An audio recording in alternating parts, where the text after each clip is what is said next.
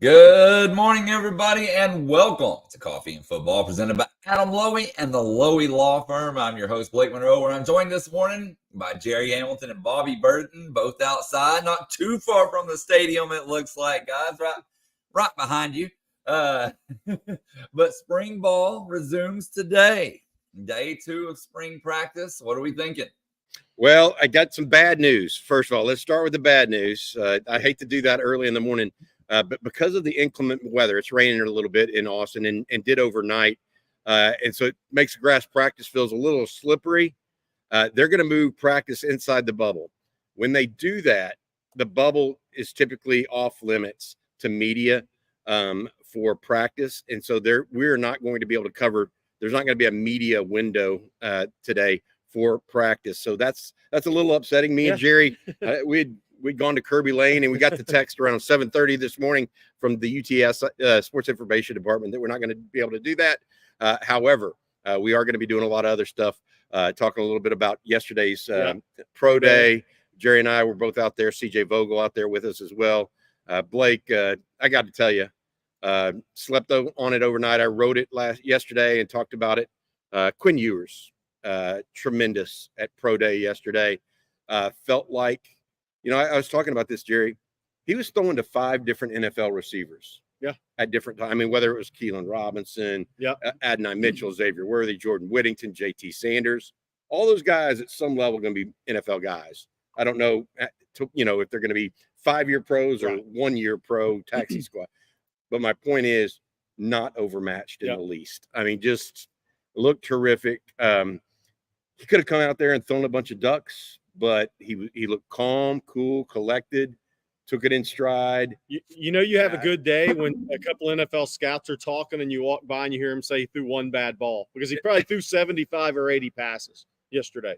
And it's on air, but still, I mean, that's a pressure-packed situation for Quinn, because he knew there were 100 scouts watching him throw and 3 head coaches, one of which talked to him afterwards. It's a big day for Quinn. And you know what that day does for me, Bobby, after thinking about it? It continues to build confidence more than anything. It should. I mean, that continues to build your confidence more than anything yesterday. Obviously, Blake, we have a lot to talk about. Texas basketball tonight. Yes. Round of 64 NCAA tournament against Colorado State. After Virginia laid not 1 egg, but about 75 eggs in their play-in game Tuesday night. Texas, Colorado State at 5:50 p.m. today, Central Time. Huge game for Rodney Terry, Texas basketball. If they can win this 7-10 game tonight against a Colorado State team that has a really good point guard, Stevens, who played at Allen High School on a state championship team. They got another guard from Waxahachie who's a good player off the bench, but then they have a 6'6" guard that can drive it well. But a huge game for Texas basketball, because if they win this game, look, that's 3 years in a row they've won a tournament game. So that's a lot on the line tonight for Texas basketball. I mean, that would be 3 years in a row with at least one tournament win. And if you think about that, Virginia hadn't won a tournament game since they won the national championship. People just think it's easy and it's expected to happen, but it's not. Miami went to the Final Four. They're not in the tournament this year. Arkansas had a run of Elite 8, Sweet 16. They're not in the tournament this year. So if Texas can win tonight, that's 3 straight years they've won a tournament game. That is very good for this program, and it would set up unless Tennessee really gets upset today, a matchup with Texas and Rick Barnes potentially Saturday. If both teams handle business today, and there's going to be a ton of upsets in this tournament, but if both teams handle business today, Texas versus Tennessee Saturday would probably be must-watch TV for Texas fans. Yeah, absolutely. Not only that, but last night at the Dish, yesterday afternoon, actually, Texas completed a sweep of Air Force. The Falcons, you know what, Blake, I talked to someone that was at that game yesterday. We didn't get to go because we had so much going on with Pro Day and then all the live streams and stuff. The Longhorns fans seem to really like Air Force and have a mutual respect. I mean, I don't know if you grasp that from the folks that you talk to, Blake, or not, but it seems like it's a healthy relationship at the very least, even though the Longhorns now beat them 2-0, right? Yes. Oh, yeah, definitely. And even I think on the Texas baseball official Twitter, they kind of paid their respects after the series was over to Air Force. So, yeah, definitely a mutual respect there for sure.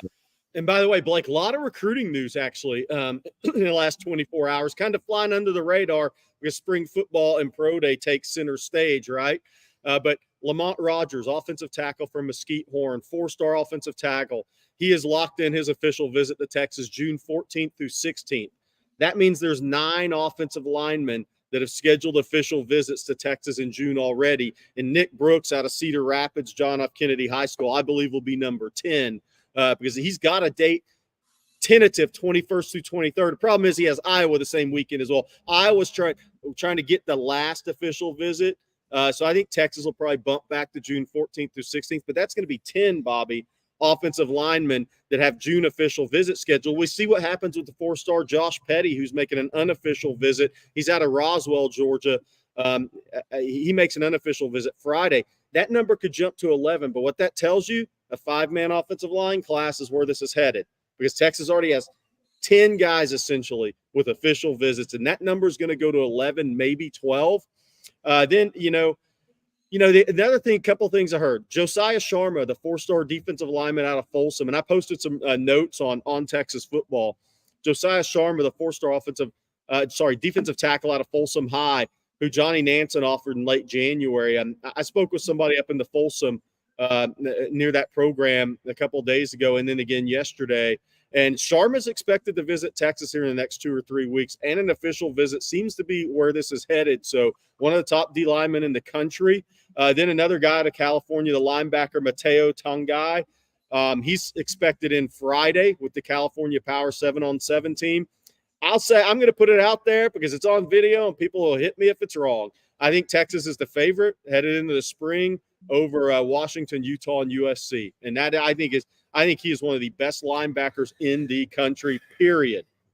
Texas is really doing work in California. I think that when Sark first constituted his staff, he didn't necessarily have as strong a tie to California as he does now. Yeah. If you really think about it, because Andre Coleman, Brennan Marion, they weren't really they're nothing about them spoke California. Right. Exactly. Right. But now you've added Chris Jackson, who's originally from Mater Dei, went to Santa Ana Mater Dei, a wide receivers coach. And now Johnny Nansen comes aboard too, who has spent his adult life, as a professional recruiting the state of California. How far back does Nansen go recruiting California and Texas, by the way?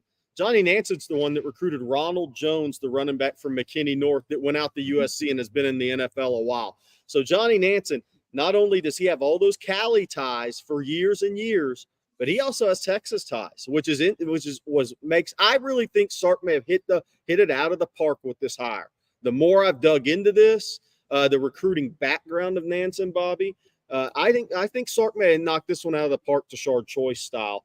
Tashard Choice has really helped in Florida and getting Texas into Georgia. I think Nansen, to your point, Bobby, just solidified Texas and California. I look, if you want to talk recruiting, I mean, things are going really well. Yes. Right now. There's not a elite player in the state of Texas, I don't think, that isn't genuinely giving Texas consideration. Yeah. Outside of the guys committed somewhere. Yeah, exactly. Well, even DeCorey Moore is committed 100%, elsewhere. 100%. But my point being that Texas does not have many commitments. They're at 5 right now. Okay. But there should be no sign of panic or no sign of worry, because I'm telling you, when Steve Sarkisian first came on, I mean, really only about 5 of the top 10 players in the state even considered Texas, much less signed with Texas. You agree with that? Correct. Yeah. Now, all 10 are considering Texas, maybe at varying levels, right?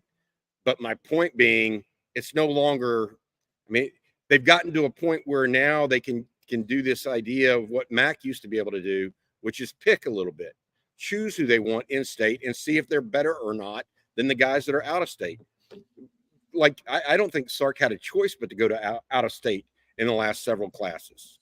And the reason why is because not enough elite talent, and he wants elite talent in the state of Texas, was truly considering Texas, because they hadn't had, I mean, look, Charlie Strong had 3 consecutive losing seasons. Yeah.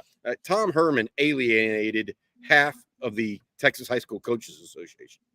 So Sark had a major rebuild to do in building bridges with the high school coaches in the state of Texas, and then also the mentality of young players of where they want to go play. He's done that now. And so I think what I'm getting at is he's going to reap the rewards, not only in Texas, I think, but if he has a renewed interest in California and those guys out there with guys like Johnny Nansen, Chris Jackson, I don't know. I mean, we'll see. And yesterday, guys, it was the pro day. It was a great day for the guys going into the draft, but that's a great day for Texas recruiting. I mean, but that it's out there when Jim Nagy from the Senior Bowl makes the tweet he made about 96 NFL scouts. And then Texas starts littering social media with all their videos and photos. I put a lot of stuff on Texas football and on my Instagram, just photos of all the Texas players that were there watching the pro day. I mean, Ryan Wingo, Aaron Butler, Brandon Baker, some of those freshmen, a lot of that freshman class, Jordan Johnson-Rebel, I think I saw Phil Sami, a lot of that freshman class. There was over 50 players on the Texas team that were watching the pro day yesterday. A lot of them watching their former teammates, but a lot of those guys are the freshman class. That's one of the things that most excites them about coming to Texas now is they feel like Texas is a place where they can live out their dream. And remember, NIL, yes, you want to win. Yes, NIL is a part of recruiting, but the number one thing for all these kids, these top recruited players, high school basketball, football, basketball, whatever, is where's the best chance I can go to make it to the NFL or NBA? I did not see D'Amico Ryans there yesterday. I missed him. So you're showing Blake put up this post about all the guys there. I did not see the head coach. Did you see D'Amico Ryans there yesterday? I did not, but I was on the move a lot. So was I. I saw the others, but that's awesome about that. Offensive coordinators of Cowboys, Dolphins, Colts, Texans as well. Look, I mean, it was a showcase yesterday, I believe. We need to talk a little bit more than just about Quinn, right, as it relates to that. Before we want to do that, though, I want to say thank you to our sponsor. This edition of On Texas Football, Coffee and Football, brought to you by Adam Lowy of the Lowy Law Firm. Adam has 20-plus years experience helping injured Texans get compensated for wrongdoing of others. If you've been injured in an auto accident or motorcycle, RV, what have you, and it may be somebody else's fault, make sure you call Adam or get with him online. He will give you a free consultation, 15, 30 minutes, whatever it takes to get you and let you know whether or not he thinks you might be due some compensation. Reach out to him at loweylawfirm.com. That's loweylawfirm.com.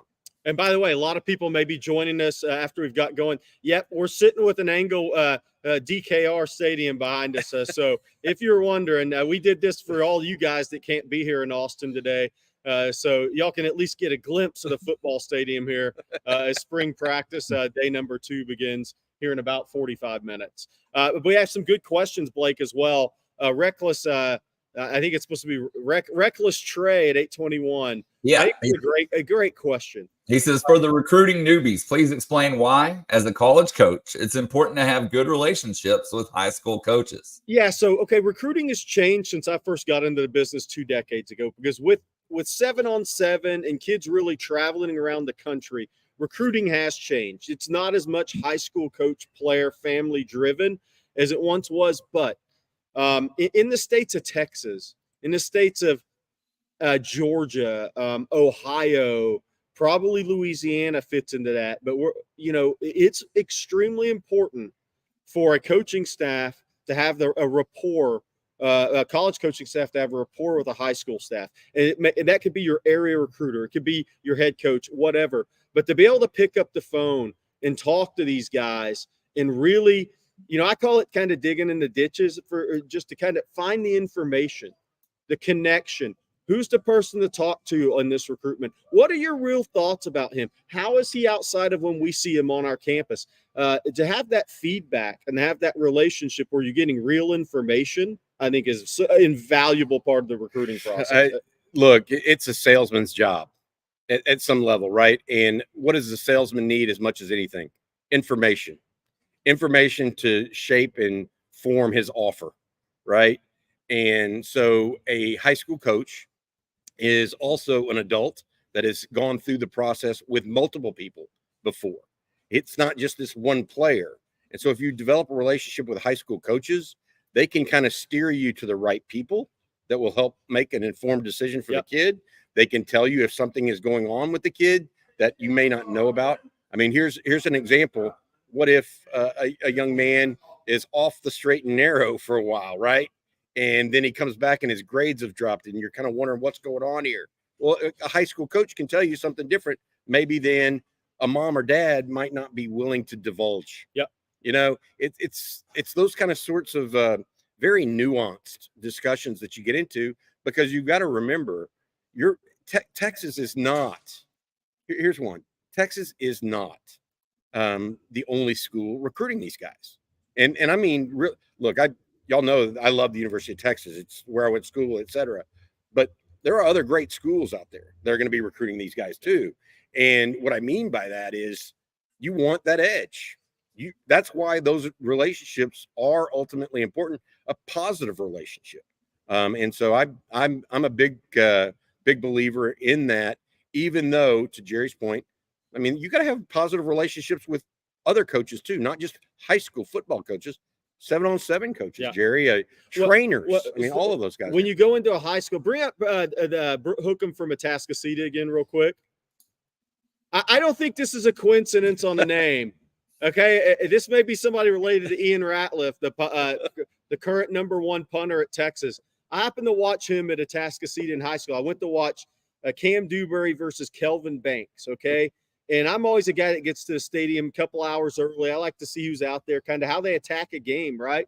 But Ratliff was a Power 5 level punter that day. I watched him in warm-up. So if you're related, your kid kicked it really well Tuesday in the media period when we were there. If that happens to be your son by chance, he can punt it at the Power 5 level. But also, so I can say this, like, sometimes when I go into high school, I try to attack the job like a college coach does. Bobby, when I go in, it's not just a head coach. It's the guys that, it's not even his position coach. If a kid's a wide receiver, I like to talk to the DB coach. You know, his thoughts on a prospect. I like to talk to the trainer, not about injuries. They can't talk about that, about the kid, because the reality is the trainers see a highly ranked kid, Bobby, as much as the coaches do a lot of times. So if kid plays basketball, talk to the basketball coach. So when these coaches go into these schools, they're talking to they may go talk to the guidance counselor. Tell me about player X. Tell me about him as a kid. Tell me about how he responds to you, how your interactions are with him. If you're doing your homework as a college staff, you're going to find all that information in a school. So you go to visit the school, you have to have the relationship with the coaching staff there, the head coach, but you want to talk to everybody. It's really on a smaller scale, no different than the NFL draft. They just hire a bunch of retired private investigators to go do their work on kids. But if you're thorough in the evaluation process, which I do think Texas is, you're going into these high schools to talk to multiple people about a kid. I think you have to. Yeah. I think it's more information, better. There can be information overload at times. Yep. But ultimately, scholarships, you only get 85 of them. Right. You got to make them all work. It was interesting. I want to say this. Somebody had a question on the message board yesterday, Blake, that I thought was really astute.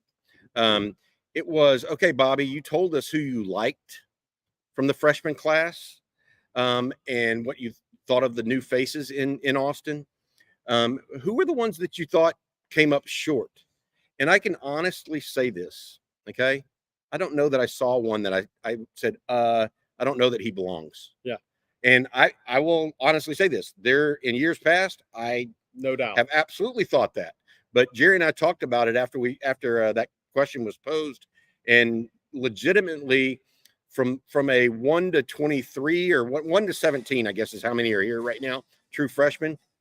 There's not guys, oh, he obviously doesn't belong. Yeah. And that's not always the case. And all of that speaks to the fact that how well I think Steve Sarkisian did his background work on these guys and how much information he had prior. If you take a bunch of early commitments and don't wait, a lot of time that can pass between signing day or between the first commitment and when he actually ends up on campus.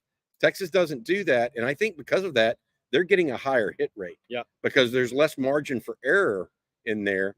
And so I think that's also a positive about what Steve Sarkisian's doing that maybe not many people really appreciate. The last thing I got to say to Mr. Ratliff there is, hey, your son's quads have gotten a lot bigger since high school. I'm sure you've noticed. Tory Beckton's doing work with those special teams guys too, man. I noticed a difference Tuesday from what I saw in high school, just the way he looked in uniform, even though he wasn't wearing football pants. So Zane Petty asks, Keelan Russell, quarterback from Duncanville, 2025, who's scheduled to be at the Texas spring game. Is he Texas good? Absolutely, he's Texas good. He was one of the most impressive guys to me in the state of Texas last spring when I went around the schools. I was there on a day. Look, and I've said this about Keelan Russell, and Texas is only going to take one, right? And KJ Lacey's committee. He's got 3 visits. But if something weird happened with KJ Lacey, Keelan Russell's a very, very talented quarterback. He is easily the best quarterback that Duncanville's had in my years doing this. But he can change ball speeds. He's got an understanding. He's got really good feet, really good athlete. And the thing about Keelan that's really helped his development process as a high school quarterback is in practice. Is like, you can only imagine last year when I was there, when they went team ones versus ones, Alex January's pushing the pocket. Colin Simmons is coming off the edge, and Duncanville, all those Division I talents, they're collapsing a pocket in practice. So Keelan Russell has to play with his eyes up. The second he drops his eyes is the second he stops being a good quarterback. So it's really helped his development. And then the other thing is, everybody he throws to is fast. Yeah, that's true. So the ball has to get out of your hand throwing vertically down the field to DeCorian Moore. If you're late, he's coming back to the ball and he's just giving you this, man, come on. You have to get the ball out of your hand with timing. You have to be able to lead fast receivers, and you have to be able to do it when there's really high-level players collapsing the pocket around you. Keelan Russell's got a chance to be really good. You know what? You mentioned that about getting the ball out of your hand quick. That's one thing that Quinn Ewers did really well yesterday, throwing to a guy like Keelan Robinson, for example. And I try to explain this. Keelan Robinson accelerates faster than most people. I mean, we can see it when we watch him run, right? Yeah. So you have to throw the ball quicker, right? And that was one of the impressive things. I thought as well as he threw to the receivers yesterday, Quinn Ewers, he threw to a running back really well too. And a bunch of timing stuff. It's fairly impressive what they were able to do. But I completely agree with Jerry. Keelan Russell, guys like that actually have the experience of hands in your face, of adversity. Yes. So many of the Texas high school quarterbacks and California quarterbacks. Shotgun spread, first read, no pressure on it, right? I think of Jimmy Clausen about this all the time. Garrett Gilbert a little bit. Yeah, exactly. Those guys that maybe came out with all the hype and publicity, but didn't face adversity enough. Are you really good, or are you just throwing? That's the question. I'm one of those guys where you have to figure that out. And if you figure it out early, more reps, better for you. That's why Brock Purdy is an NFL quarterback and some people aren't. I mean, Brock Purdy cannot make all the throws. I'm just going to tell you, but can he actually compete because of his, having basically run for his life at times at Iowa State? Yeah. And that's part of it. And that's one of the things Quinn has to get better at this year. Yeah. By the way, I think that he is getting better, but something that he certainly didn't face a lot of adversity at South Lake Carroll, and he came into Texas and started facing some, and I thought he got better last year.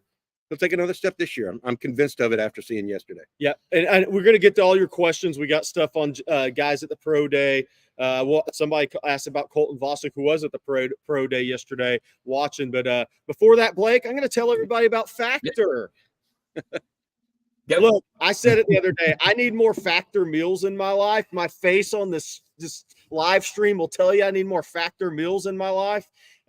Eating better is easy with Factor's delicious, ready-to-eat meals. Every fresh, never frozen meal is chef-crafted, dietitian approved, and ready to go in just 2 minutes. You'll have over 35 different options to choose from every week, including Calorie Smart, bring me that, Protein Plus, and Keto. I don't know about the Keto, man. Oh, that's good. I know, like but Calorie Smart Protein Plus is right up my alley right now. Also, there are more than 60 add-ons to help you stay fueled up and feeling good all day long.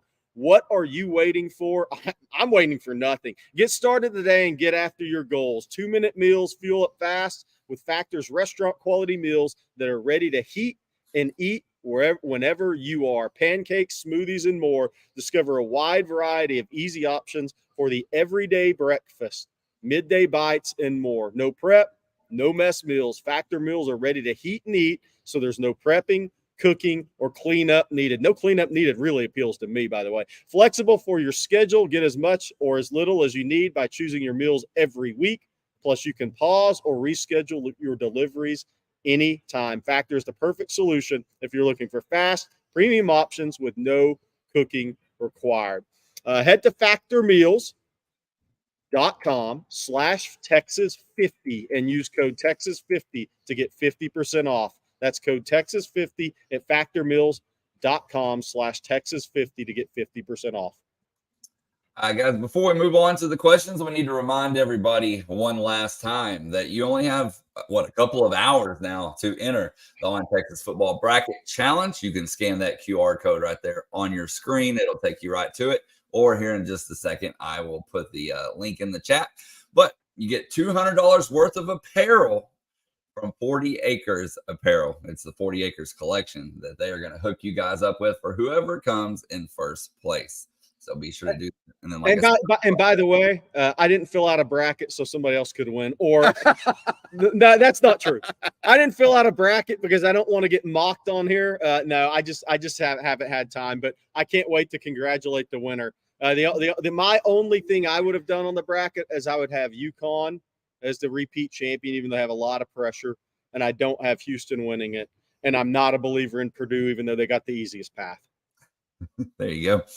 All right, guys, we're going to take this question from Jason Washington. He says, with the amount of skeptical comments I read yesterday after JT's performance, it appears that there is some confidence lost in his ability to be a great next level tight end. What are y'all's thoughts? My initial thought was I didn't think he was going to be a great next level tight end in the first place. I thought he was going to be a good next level tight end. I will say this. He has never been a twitchy athlete. Instead, he's actually been a guy that actually, in my opinion, at least, uses his ability to actually catch the ball while not breaking stride. Like a lot of tight ends in the NFL gather when they catch, and they are not just continuing on. So if he runs a 4.7, JT does, he plays a 4.7. Some tight ends run a 4.7 and then play a 4.9. That's the difference.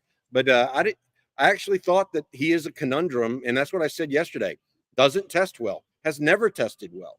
Okay, that's not a change. Right. Then he got out there and did the passing drills. Didn't drop a thing. Didn't bobble a thing. Everything was clean. Made crisp cuts.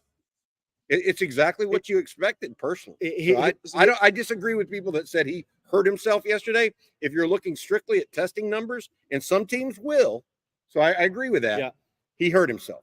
If you look at the actual workout itself, he's JT Sanders. I think as a pass catcher, nothing's changed with him. I think 8 reps on the bench is an issue for him. Yep, because of blocking. You cannot block NFL players without strength.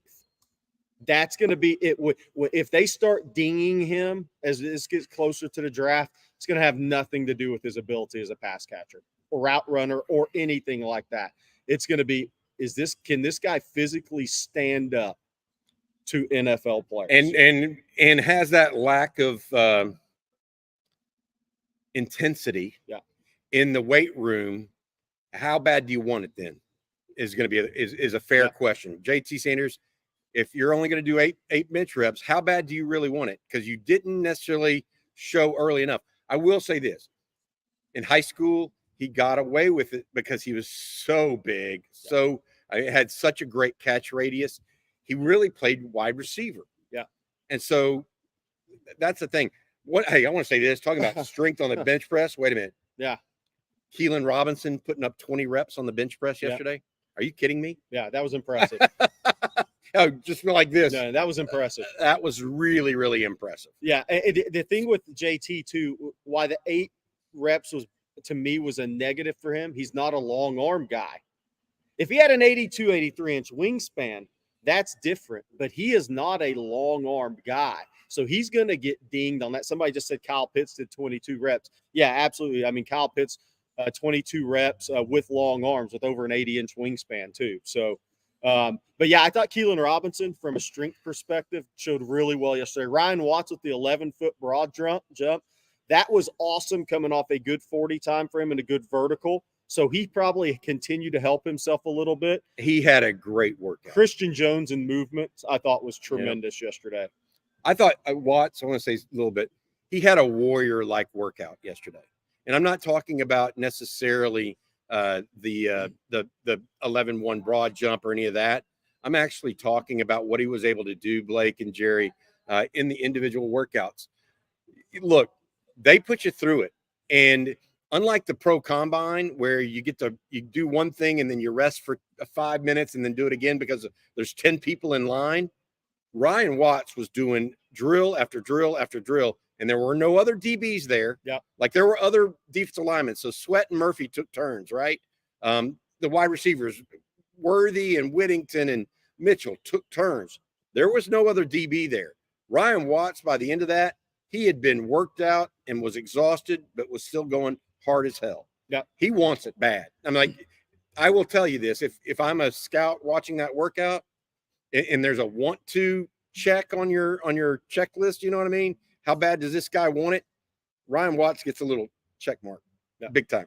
By the way, we had a question about Colton Vasek. He was full go. By the way, the music's blaring, so you know the players are getting ready for spring practice number 2 here today. Reminder, the media window, they canceled that due to inclement weather in case they had to move into the bubble because the media never goes into the bubble or very rarely. We did yesterday for Pro Day. But somebody asked about Colton Vasek. He was full go on Tuesday at spring practice. He was at the Pro Day. He looks great physically, guys. It's all about being healthy. I mean, Colton's a legit 6'5.5", 6'6", 255 pounds, and looks well proportioned, looks really good. His whole deal is, look, he was pushing for playing time last spring, a year ago this time. He was being talked about as a guy who could end up in the rotation next year. Then the injury set in.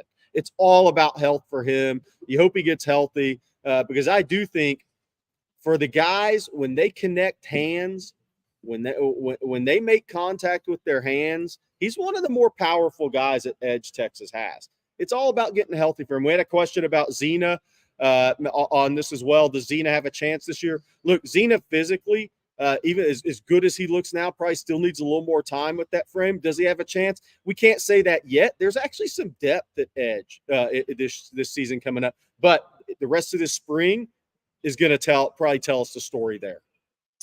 Let's talk Quinn Ewers for a little bit. We talked about him earlier, but we got lots of questions. Artsmania says, Quinn appears to have turned a page in his development. Is the confidence factor that missing piece that he most needed? So my opinion on that is, with the 10, 12, it'll be 15 pounds of weight gain with him. What that strength does behind your shoulders, in your back, right? What all that strength does, some in your lower body, it just makes you a more confident guy. I mean, this is a guy that's he's had 2 seasons where he got injured, right? And he knows he has to build his body up. He has to be a stronger body. So 1, I think that gives you confidence. But 2, I think yesterday is going to build his confidence in a big way, Bobby.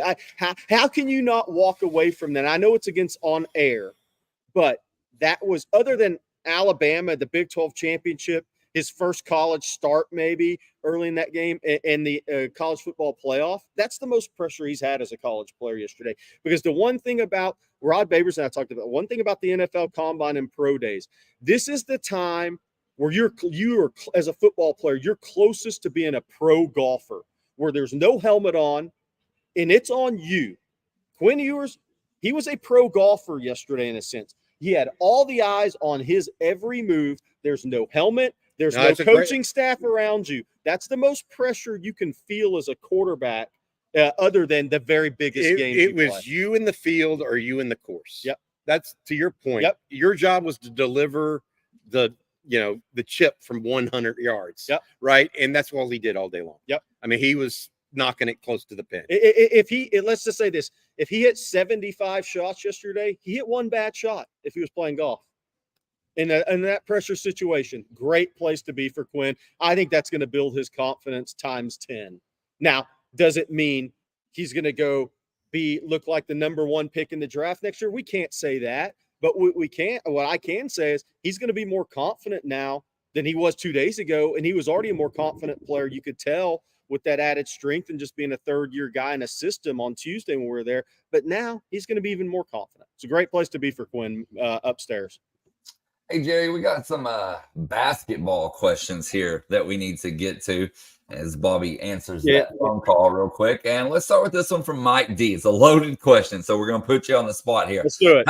How far do you think the men and women's basketball team will go into the tournament? Who will be in the Final Four and the championship? And who is the national championship for the men and women's?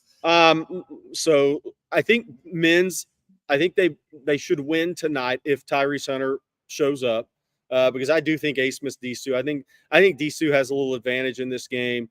I think Texas is a better team than Colorado State, but they got to be better tonight, right? If you go out and shoot 3 for 20 from 3 or something, or have a bad night from the free throw line, you can lose the game. Obviously, it's a 7-10 game. I think Texas will probably win one game in the tournament. I think Tennessee.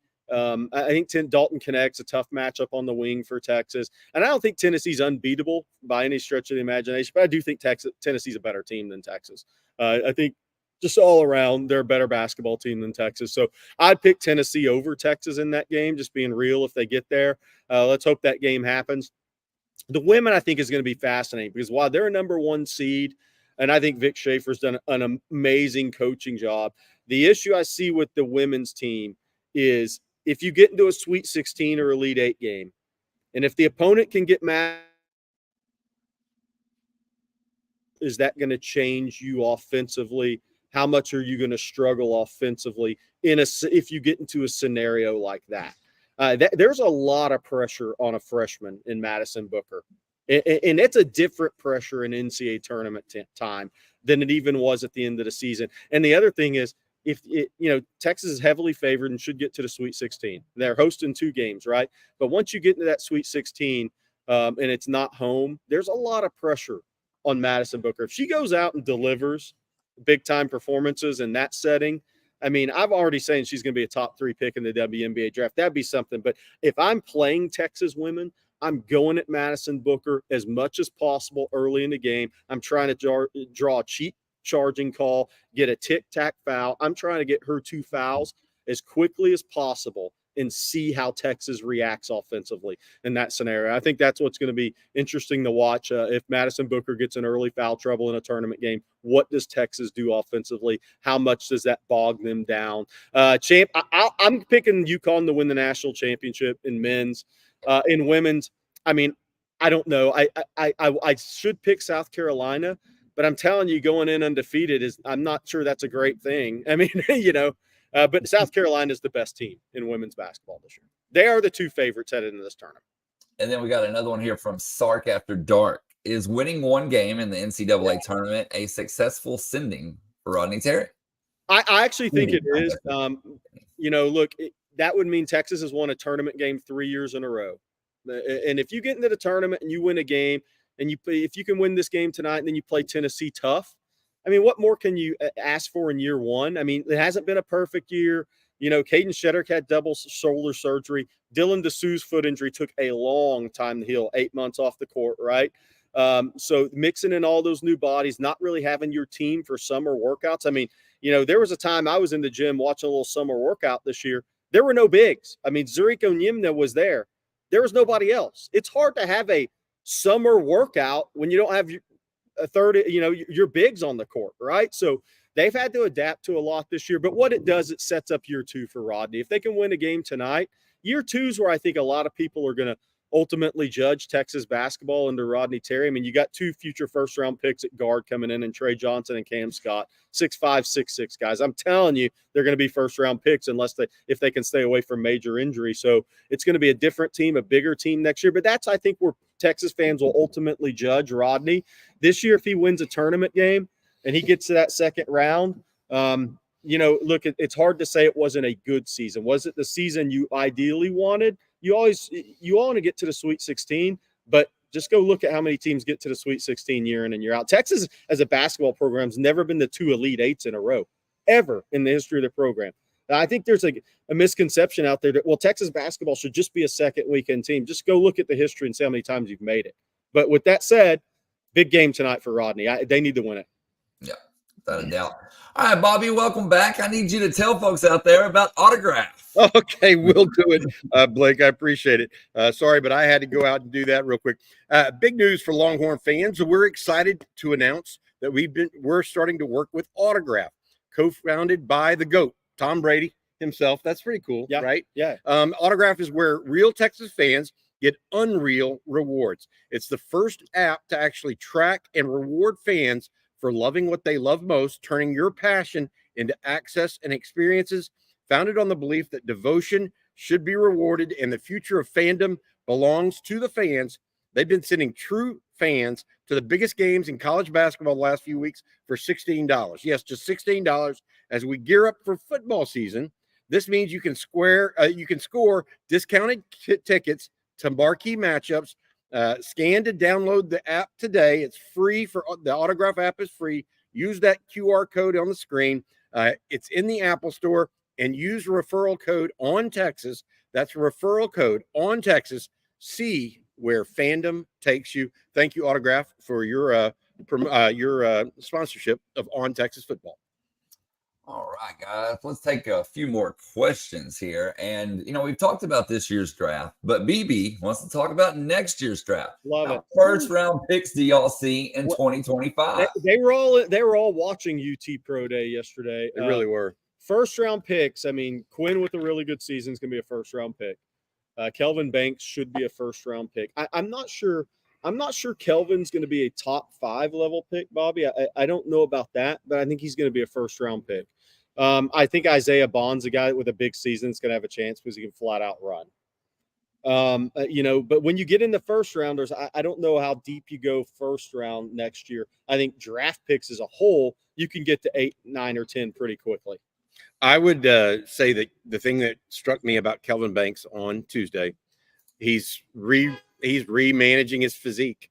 I mean, he's reconfiguring it. He came in as a freshman. He's a freshman. Yes, he looked good for a freshman. Last year, he improved it a little bit. This year, he's cut a little bit even more. Yeah. It's that, Texas, we talk about development. They've done a nice job. Period. End of story, in my opinion. Then you talk about guys like Quinn Ewers, and obviously he's going to be a guy. I'm telling you that his workout yesterday was impressive. If it's that impressive this time next year, he's going to go in the first round. Yeah. Will he be 1-1 will be the question, right? Yeah. Not necessarily will he be a first round guy. So there's that. Then you look at receivers. I obviously think that Isaiah Bond is going to be gone after 1 year. Amari Niblack may be as well, the tight end. So you think about that. Then you look at a guy like DJ Campbell. DJ Campbell wants to play in the NFL, and I know that he hasn't been a great offensive lineman yet at Texas. He's been good, but he hasn't been great. But he has those kind of thought processes. Yeah. I don't think it'll be first round. No. Alfred Collins will be in there. Barron Sorrell will be that discussion. Trey Moore will be in that discussion. Andrew Makuba, Jade Barron. Terrence Brooks could go early. What is that? Did I just name 10 guys? It's gonna. I have a feeling it's going to be around the same number next year. With guys going, into the NFL draft. By the way, somebody said, Ski Break asked if we just got honked at. Yes, my stomach was over a parking spot, so I had to move my stomach so somebody could get in their parking spot. But somebody asked about U of H. Well, I don't have Houston cutting down the nets. Look, my issue with Houston is, and I think Kelvin Sampson's a Hall of Fame coach. I think he's a great coach. The style of play I don't jive with for winning a title unless he gets a perfect kind of draw. Tony Bennett got it done. He had 3 tremendous NBA guards on that team. But when you play such a low possession style of basketball, Sometimes you come into that game like Baylor absolutely smoked them in the Final Four of the year Baylor won the title. When you have to go, somebody's going to score on your very good defense. Can you go score 80 in that game when somebody scores 78 against you? That's always been the issue in Kelvin Sampson's style of play.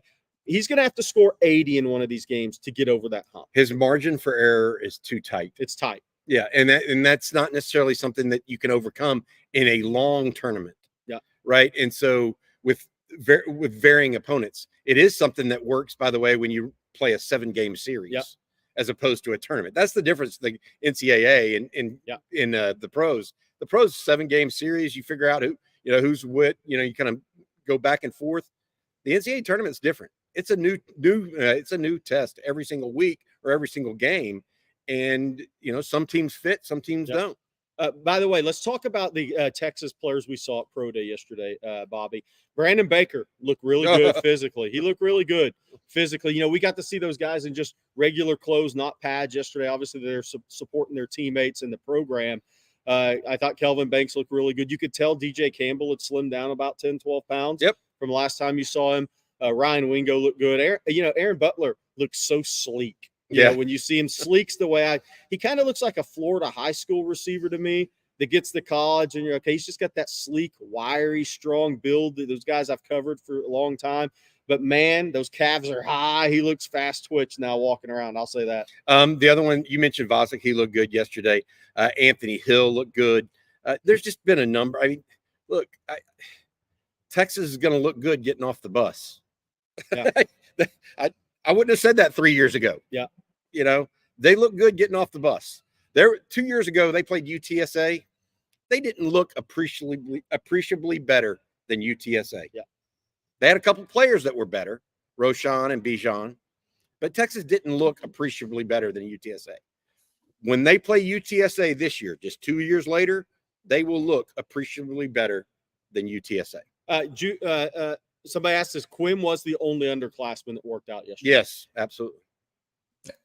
We got a super chat, guys, from Antonio Harris. Is Coach Flood? Thank you, Antonio. Is Coach Flood making a path of starting 1 year and heading to the league? Example: Williams this year, Neto and Gooseby possibly next year. Ideally, you don't want that for their development. While DJ Campbell would love to have a great year this year and have the ability to go pro, that may not be the best thing for his overall development. I mean, you got to think Kelvin Banks is going to be a 3-year starter. And I think Kyle Flood's going to be able to point to that and point to guys in the past that he had that started 3 years. A few guys maybe started 2. Maybe it was a JUCO guy at Alabama. Maybe it was a guy that had some injuries in there that only started 2 years. But ideally, you want these guys to play 20, 30 games, right, Bobby, and have 30 games under their belt. Now, I'll say this. If DJ Campbell has a great year next year and is able to go pro, then Texas has had a hell of a year on the field. That's what I'll say. Yeah, I mean, I think that's fair. Offensive line's a little different. Yeah. So, whereas at quarterback, I do think you want those long numbers. I think that offensive line, especially if you're like Alabama right now, you don't have to start 30 games at Alabama. Right. You don't have to start 30 games at Georgia. You're not even on the defensive line. You don't have to start 30 games at Georgia. So I think a lot of it comes out in practice. Yeah. And so if Texas has a strong defensive front and a strong offensive front, they'll get that work in practice. So I don't know that I necessarily agree with you on that. I mean, I hear what you're saying, but Cam Williams could be ready. Yeah. Now, he won't necessarily go as high as he could if he waited a year. I'll say that. Yeah. Same with DJ Campbell. That's kind of the thing. Yeah. Right? I mean, they're not going to maximize their draft stock, right, but they could be ready. Yeah.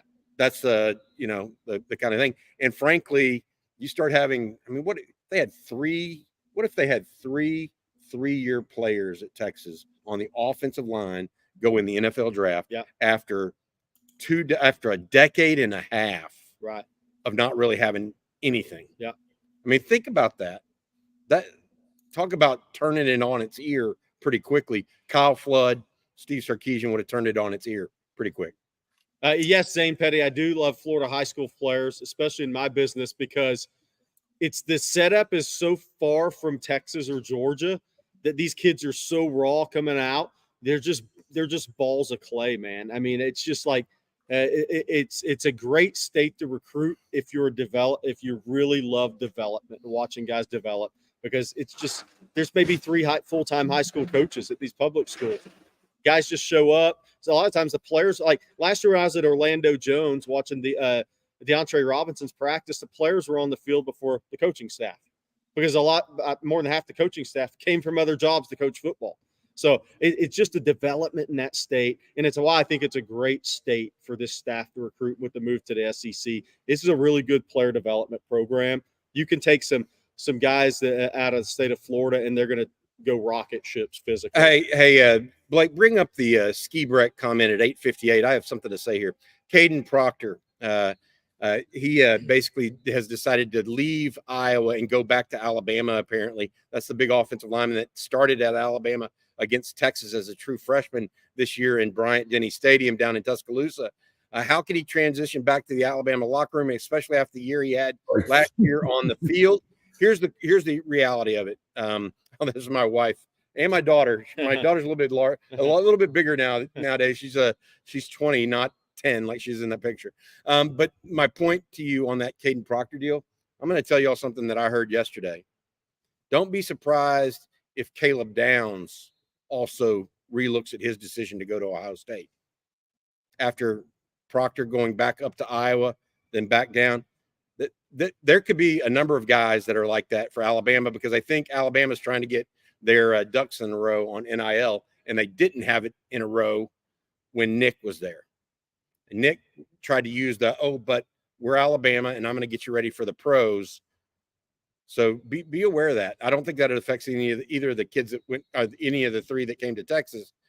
But Iowa doesn't have this vigorous NIL program, and Ohio State thinks they do, but they kind of are a little bit behind some other guys. They try to lean on that whole "we'll get you ready for the NFL" type thing too. So, like Connor Stallions changed the game with headsets. Yep. If Caden Proctor ends up back at Bama as expected, right? And even if a Caleb Downs says, that's going to change the 2-time transfer rule. That's going to be the thing right there that's going to change it and make it 1-time transfer. After that, you have to sit out. There's no way that scenario plays out and it doesn't create change moving forward. Yep. No chance. Absolutely. Hey, Bobby, we got time for one more question. I know we got kind of a condensed show this morning, but before we do that, can you tell folks out there about Adam Lowy won last time? Yeah, absolutely. Adam's a good friend of the program, has helped us immensely throughout the last year and a half of us doing this. He is the law firm that you want to call, the lawyer you want to call if you've been involved in an auto accident, motorcycle, what have you. Give him a call. He'll let you know whether or not he'll consult you and give you a free consultation about whether or not he thinks you're due compensation. No strings attached. Give him a shout. Reach out to him at loweylawfirm.com. He's got more than 20 years experience here in the Austin area. All right, guys, this will be the last question for today. And it's from Corey J. Who's a guy in the 24 class that you expect to exceed expectations? I got one. Go ahead, Bobby. I'll Aaron Butler. That was mine. Dang it. Aaron Butler, late signee, didn't even visit Texas before committing. Yeah. I'll go with Aaron Butler based off of what I've seen. I think that there's a possibility that it's Alex January, although his expectations have been amped up because of the situation at the position. So I don't really count him. Another one, maybe Zenith. Okay. Maybe Zenith. Jordan Washington. Oh, yeah. It tied in for me. Yeah. Just one simple thing I saw yesterday or in Tuesday in practice, how low, because of his ankle flexion, knee bend, hip flexibility, he could get firing off the ball in a blocking drill. And because he'd been well coached by Todd Thompson at Langham Creek, he had his head up on contact right out of the gate. Literally, he had a couple of reps, and Jeff Banks didn't have anything to coach him on. So and when his body develops with those long arms and that ability to play down the seam, he's got a chance to be a real keeper. So I've been doing this 30 years, and I've seen guys come and go. And what I would tell you is that Jordan Washington is just about the perfect starter kit. Yes. At tight end. He's lanky, but he's not thin. Does that make sense? Yeah. And so he's got wide enough hip. He's going to gain the right weight. He's quick. He's quicker than he is fast, which is important. And of course, he's got ball skills. Yeah. I will tell you, in 2 years, if he works hard, he's a guy. Yeah. Now, and I'm not saying he's a guy this year, but he's an NFL capability guy for sure at tight end, in my opinion. He's got to get there. It takes time. These guys, look, they're 18 years old. They're not ready for the NFL yet. Yeah. I mean, they may not, some of them aren't ready for college football, much less the NFL. 2 years of hard work, 2.5 years of hard work, the world is going to be his oyster a little bit. Okay. The interesting thing to me was in one of those drills, Niblack was head down when he made contact, and Banks immediately corrected him.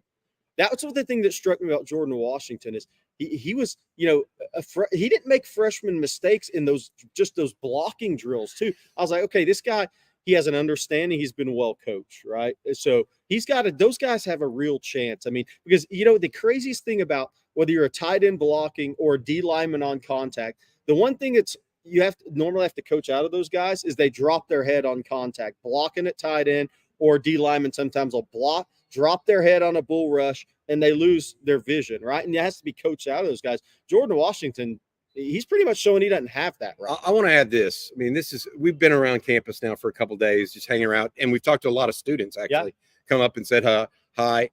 It's no different for students than it is for these players. I mean, you come as a freshman at the University of Texas, you don't know jack about accounting. I mean, no, you don't know, if you're into communications, you don't know anything about running a radio station yet. You know, bits and pieces. It's the same thing for these students. You're going to be a different person 2 years from now, 3 years from now than you are today. It's only natural.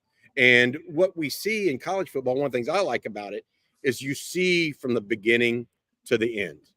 And that's what's special. One of the things for me is special about college sports. I saw JT Sanders 2 years ago, for example, or 3 years ago. Y'all remember he came in and he was not impressive looking at all. And he turned himself around. Now people are saying, oh, well, he only did 8 reps. Man, I mean, he probably did 1 rep when he came on campus. And so I'm a guy that I feel pretty strongly about the development process that these guys go through. I've done it. I'm 54 years old today. And I can guarantee you, when I entered the University of Texas at 18, I was a hell of a lot different when I graduated at 22. So I would keep that in mind, and not just for the football players. I'm just talking about across life, and give these guys some time.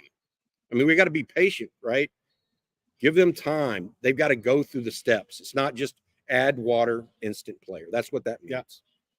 Hey guys, I just posted a note on TexasFootball.com before we get out of here. 2027 quarterback Brady Edmonds out of Huntington Beach, California, is on campus right now. He just confirmed with me, sent me a message. Interesting. So he'll be there today. He's one of the guys that works. I believe he works with Danny Hernandez, who works with Troy Hune, and worked with Malik Murphy. So that SoCal connection there. They're going to hit Southern California now. I'm telling you, it's going to be different with Nansen and Chris Jackson and Jeff Banks and Steve Sarkisian. Yeah, that will be. They put some voice towards it. I think more years 1 and 2 and 3 at Sark. I think now they've got the personnel to go attack it. And I'll say this too: with recruiting in SoCal, there's 2 things I'm looking at right now. One, a lot of those kids aren't really jacked up about going to play in the Big Ten, okay? And they're not enamored with Lincoln Riley. Right. 2, huge year coming up for Lincoln Riley. Yeah. DeAnton Lynn is new DC. I think it was a really good hire. They're going to have to show returns on the field in year 1. There's not, because those kids right now, they're kind of leaning. They're leaning more out of state than they are with you. So a lot of those kids, Texas is feeling that when they're recruiting those kids, and they really need to have a good season on the field, plus that defensive improvement, because the Big Ten's not getting those SoCal kids jazzed up. I'm just telling you from talking to them. Now, that doesn't mean they won't go to USC. USC's a great program, one of the best in history, but it's a big year for USC to prove it on the field. I also will say this. Texas is getting, with being in the college football playoff and having a national brand, and the Longhorn silhouette you're wearing on your shirt right now, Blake, for example, is a big thing. Did you see that Invesco commercial? Yeah. That has the Longhorn that's been all over college in NCAA tournament. Yeah, it's the Longhorn logo carries a little weight outside of just the state of Texas. I'll say that right now. All right, guys. Well, that's going to do it for today's episode of Coffee and Football, presented by Adam Lowy and the Lowy Law Firm. I want to thank them for sponsoring today's show, along with Factor and Autograph. I thank you all for tuning in for the Super Chats. Be sure to head on over to ontexasfootball.com for more coverage. And then be sure to like and subscribe if you haven't already. Ring the bell so you're notified anytime and every time that we go live or post the video. And don't forget the bracket challenge. You only got what, Jerry? Like the game started at 11, don't they, this morning? Yeah, 11:30. yeah. So you only got like an hour, probably, maybe hour and a half to get those in to try to win that prize, courtesy of 40 Acres Apparel. So for Bobby Burton and Jerry Hamilton, I'm Blake Monroe, and we'll see you next time. Hey, one thing real quick, Blake, I want to say winning drive at 4. Winning 4:30 today. Yes, that's right. Bob, Today's Tiffany, Thursday. CJ, and Rod Hellman taking the helm. That's going to be fun. CJ and I got to have a little wrap up we want to talk about today at around noon as well. So big day on Texas football, big day on the 40 Acres and in Charlotte this afternoon. All right, guys. So we'll see you in the morning. They'll be back later, and then more content on the way. Hook up.